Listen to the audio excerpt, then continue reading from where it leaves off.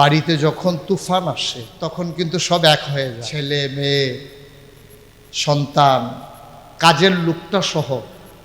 যখন খুব জুড়ে তুফান আসে আর নড়ে ভরে ঘর, তখন সবাই মিলে একসাথে আল্লাহ আল্লাহ করতে থাকে, কেউ আজান দেয়, কেউ পালায় ধইরা খুঁটিতে ধইরা বসে থাকে।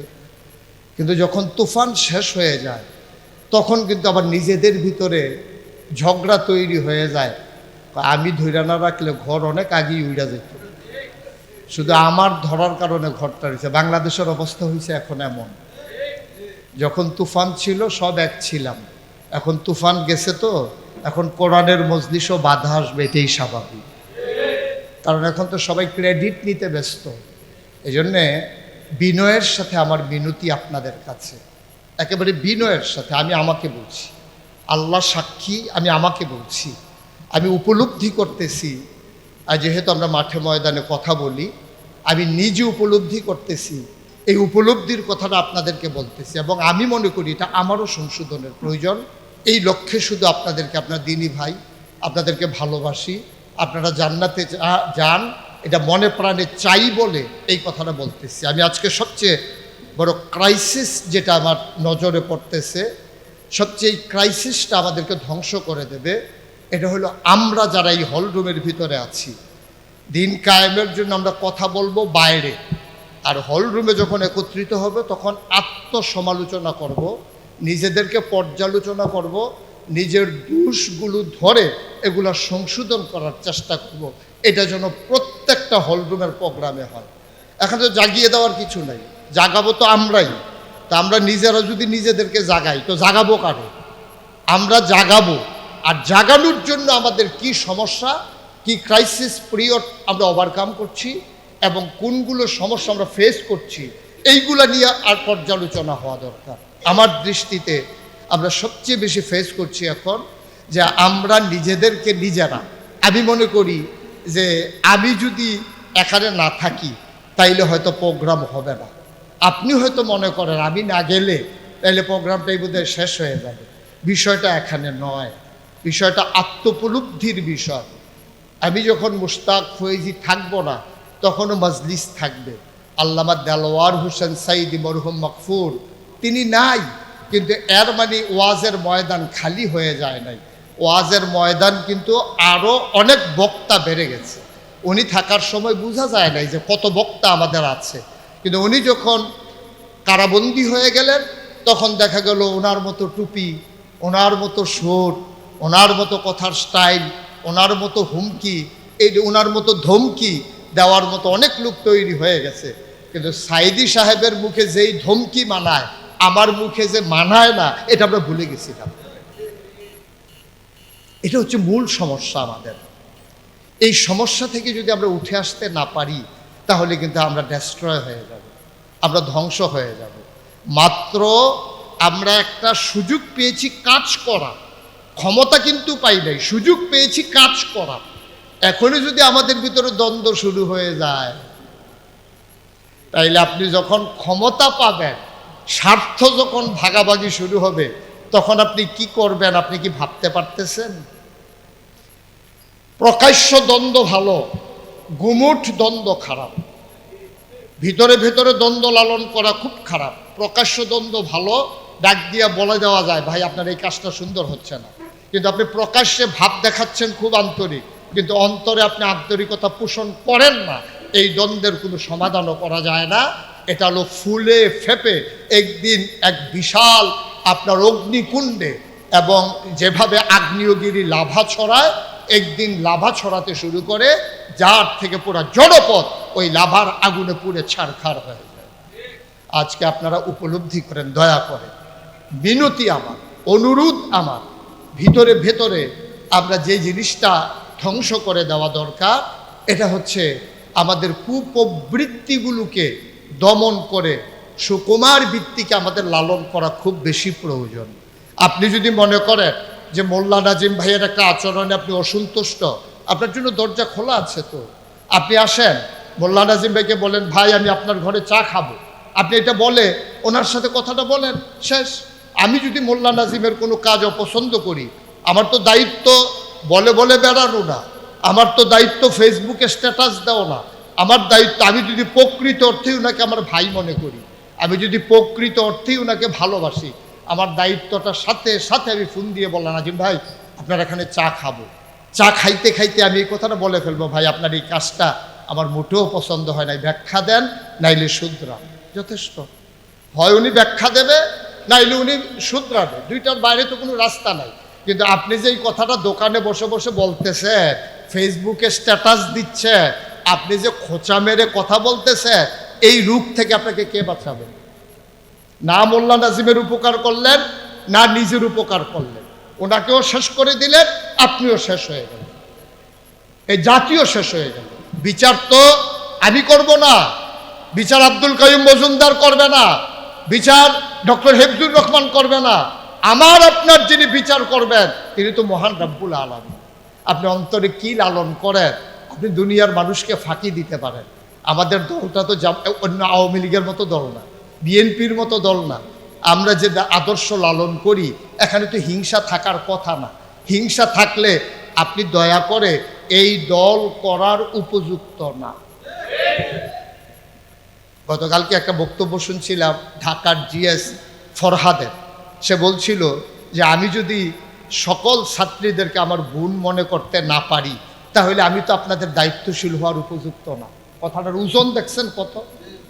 ছোট্ট ছেলে, আমাদের চাইতে বয়সে কত কম, তার কথার ওজন দেখছেন? যে আমি যদি আপনাদের সবাইকে বোন মনে না করে, আমার বোনের সমস্যা যেমন, আপনিও আমার বোন হিসাবে তেমন সমস্যায় আপনি নিপতিত হতে পারেন। আপনাকে উত্তরণের জন্য আমি যদি আপনার ভাই হতে না পারি, তাইলে আমি আপনার দায়িত্বশীল হওয়ার উপযুক্ত না। বিনয়ের সাথে আমার মিনতি, আপনি দায়িত্বশীল, আপনি কিন্তু কর্মী না। এখানকার যারা আছেন সবাই কিন্তু দায়িত্বশীল। আপনি যদি দায়িত্বের জায়গায় থেকে, বাবার অবস্থানে থেকে 5 সন্তানকে আলাদা আলাদা করে দেখেন, তাইলে আপনি তো বাবা হওয়ার উপযুক্ত না। আপনাকে দায়িত্ব দেবে কেন মানুষ? আপনাকে কেন দায়িত্ব দেবে?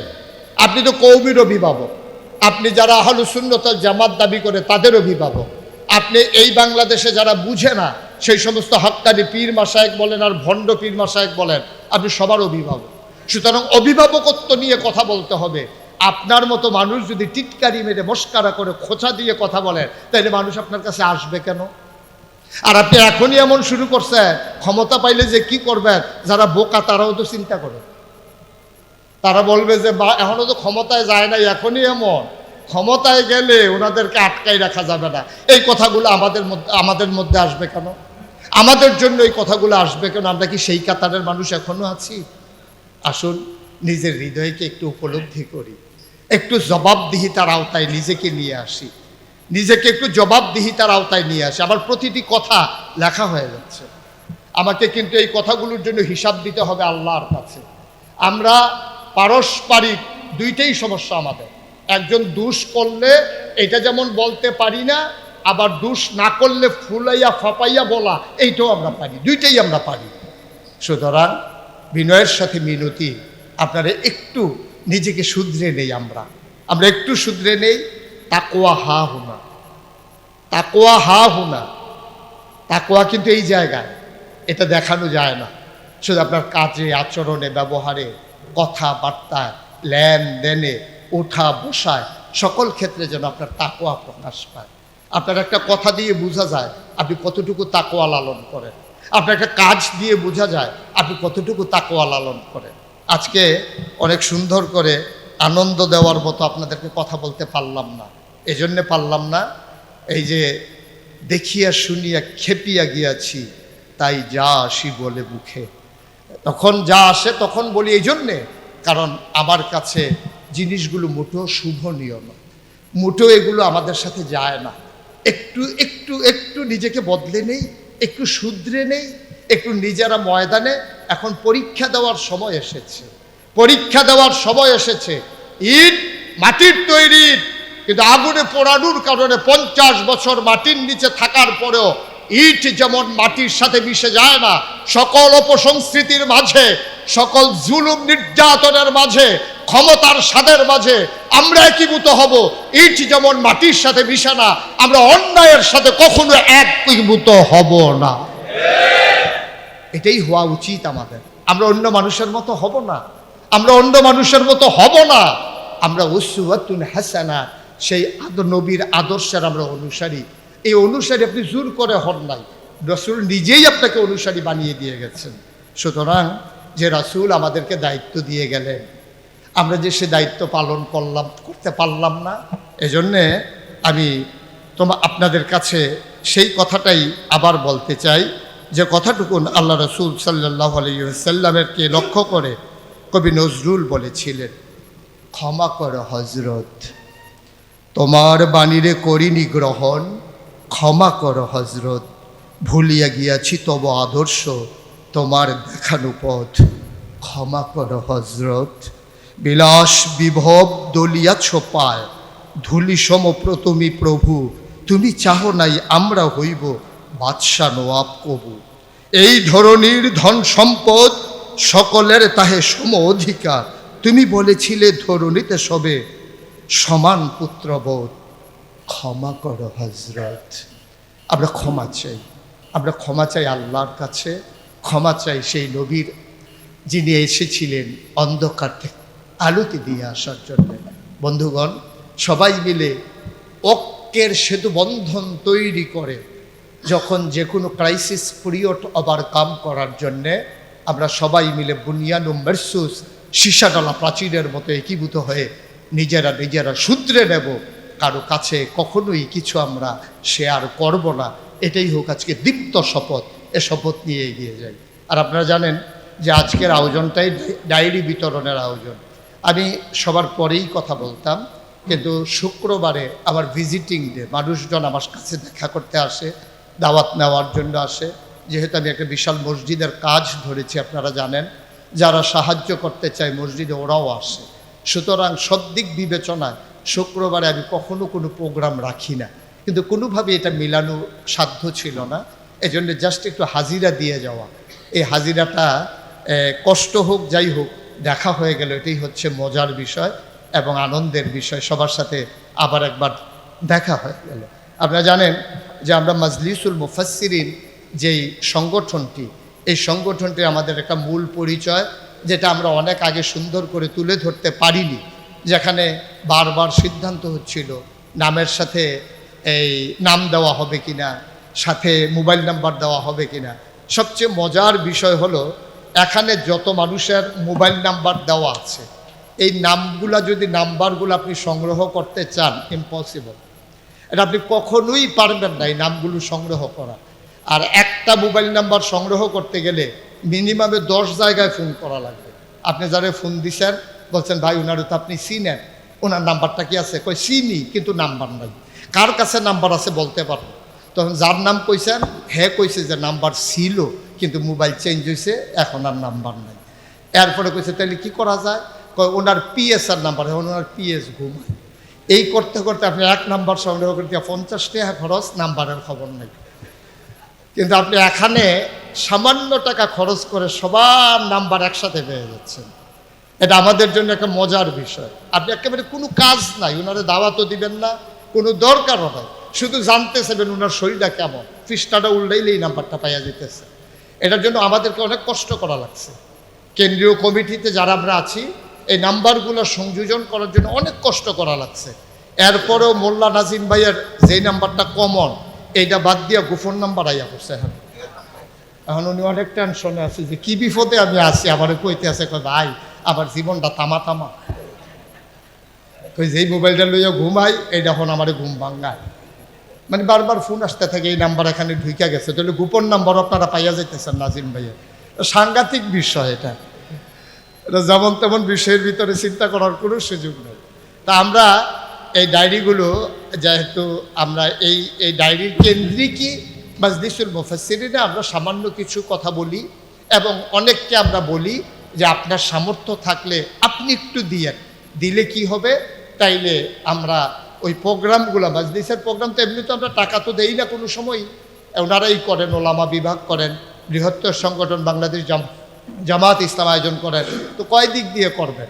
এই ডায়েরির উসিলায় এই সুন্দর একটি ডায়েরি নেওয়ার সাথে আপনি যদি নিজেকে একটু একীভূত করে নেন, নিজেকে যদি মিলিয়ে নেন, আর যদি একটু পার্টিসিপেট করেন একটু উদার হস্তে, এখানে তো আর দান করার কথা ওয়াজ করে বোঝানোর দরকার নেই, আপনারা এই তো বিভিন্ন জায়গা থেকে দান গ্রহণ করেন, ওয়াজ করেন।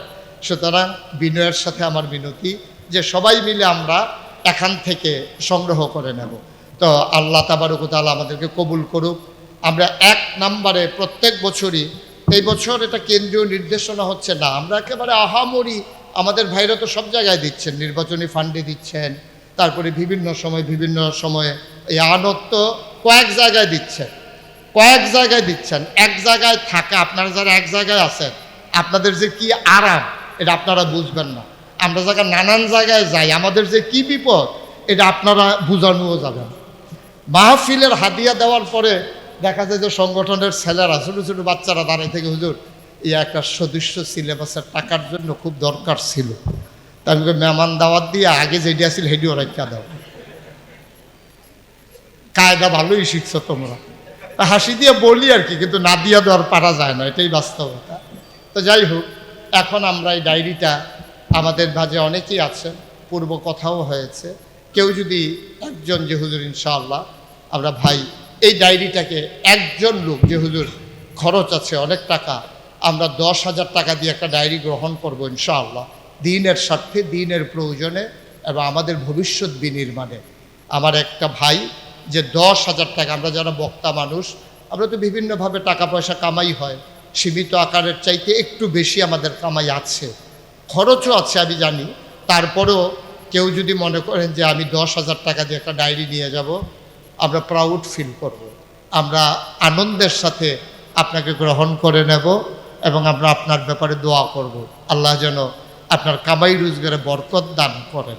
এখানে কেউ আছেন যে 10,000 টাকা দিয়ে, কাইম ভাইয়ের কাছে নাকি স্টক লুক আছে, হ্যাঁ ওই যে আসেন, চলে আসেন, মাশাআল্লাহ। আমার এক ভাই, কি নাম ওনার? ফজলুল করিম ভাই, আসেন, ওনার একটু জায়গা দেন, একটু জায়গা দেন।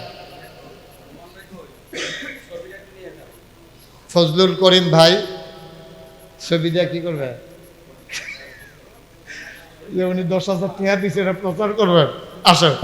মাশাআল্লাহ, এই লোকের আপনি 10,000 টাকা টানছেন কিনতে, ওনারে সরান, ওনারটা আমি কমু কত দিতে হইব, হ্যাঁ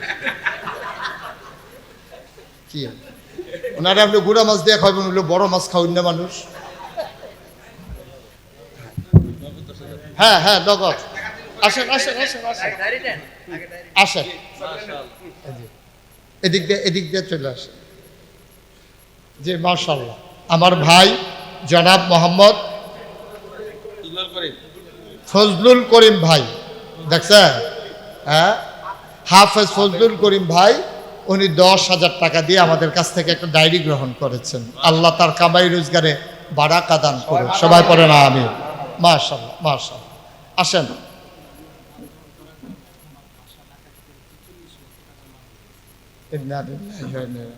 আমার ভাই নির্যাতিত, নিপীড়িত এবং বৈষম্যের শিকার, আল্লাহ যেন ওনাকে সাবরে জামিল এখতিয়ার করে ভবিষ্যৎ পথ চলা সহজ করে দেন, সবাই পড়েন আমিন। আমার দিয়ে বলাইয়েন না, আপনি নিজে নিজে বললাম, আমারে বলাইলে কিন্তু অনেক টাকা বলা লাগবে। না না, 10 তো এটার জন্য, সবার জন্য 10 না, হ্যাঁ বলেন। আচ্ছা, উনি ফেহেফানি ফরুন্না মানুষ।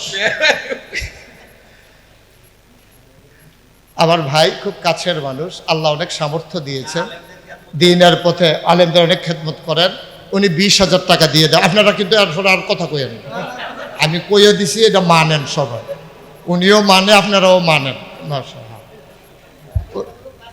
জি, উনি 20,000 টাকা দিয়ে দেবেন ইনশাআল্লাহ, আল্লাহ যেন কবুল করে, সবাই পড়ি আমিন। জি, আর কেউ আছেন? আর কেউ আছেন? ওমা, এই মুহূর্তে বের হচ্ছে কেন? ডায়েরি নিবেন না? এই মুহূর্তে তো এখন বের হওয়াটা অসুন্দর না, বন্ধ করে আটকাতে হবে কেন? আমরা কি খাসার পাখি নাকি যে খাসা খোলা ফেলে উইডা ফুরুত? যে আর কে আছেন? ডায়েরি আছেই 50টা নাকি? 50 ডায়েরি তো সবাই নিতে পারছেন না, যদি চাহিদা থাকে আমরা দেবো ইনশাআল্লাহ, পরে আনানোর ব্যবস্থা করে দেব। আর কেউ আছেন যে 10,000 টাকা দিয়ে আপনি একটা ডায়েরি গ্রহণ করে সংগঠনকে উজ্জীবিত করার জন্যে আপনার ভূমিকা রাখবেন? আমরা প্রাণ ভরে আপনাকে দোয়া করবো ইনশাআল্লাহ। নাই আর কেউ? 5,000 কে? নাজিম ভাই বলছে 5,000 দেন, বোঝা গেল ওনার কাছে 5,000 দিয়ে ওনার লোক আছে। কেউ আছেন? আমরা দ্রুত শেষ করে দেব, যেহেতু আজকে জুমার দিন, আমাদের সময় একেবারেই কম। কেউ কি আছেন যে 5,000 টাকা করে 5,000 টাকা দিয়ে আপনি একটা ডায়েরি সংগ্রহ করবেন? দিনের প্রয়োজনে, দিনের স্বার্থে আল্লাহ বরকত দেবেন ইনশাআল্লাহ। আল্লাহ যেন আমাদের সবাইকে কবুল করে, আমরা প্রাণ ভরে দোয়া করব। কেউ আছেন? জি, আমাদের, হ্যাঁ, এখন না পারলে আপনি পরে দেবেন, কোনো সমস্যা নেই, এখনই দেওয়া লাগবে তা না, পরে দেবেন, তারপরে হবে ইনশাআল্লাহ। আনন্দ, হ্যাঁ, নিজাম ভাই ইঞ্জিনিয়ার সাহেব, ওনারা আনাই ওই সেই কারণে নাকি? নিজাম ভাই আসেন, আপনি একটা ডায়েরি নিয়ে যান। কি আল্লাহ ভরসা? উনি কি ডরাইছে নাকি যে ভরসা টরসা দিয়ে আনতে আছে?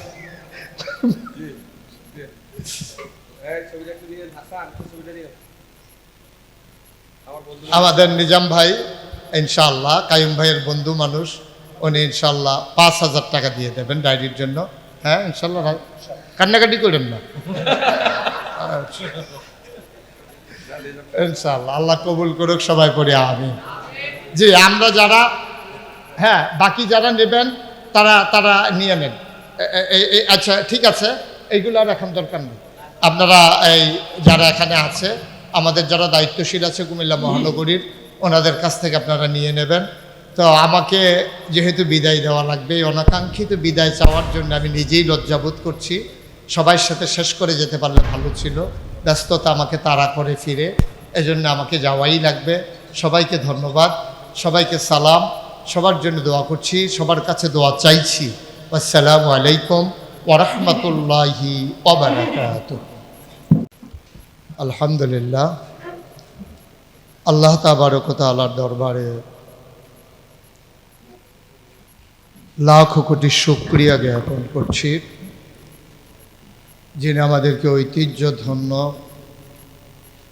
স্বপ্নে লালিত মজলুম আলেমদের সংগঠন, দাঈ ইলাল্লাহদের সংগঠন, বৃহত্তর সংগঠন মজলিসুল মুফাসসিরিনের কুমিল্লা মহানগর কর্তৃক আয়োজিত আজকের আয়োজনের সম্মানিত সভাপতি,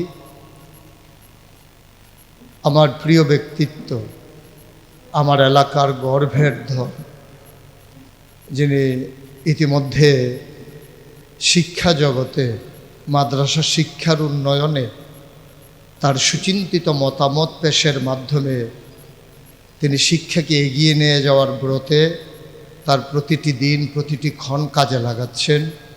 আমাদের প্রিয় মানুষ ডক্টর হিফজুর রহমান উপস্থিত হয়েছেন।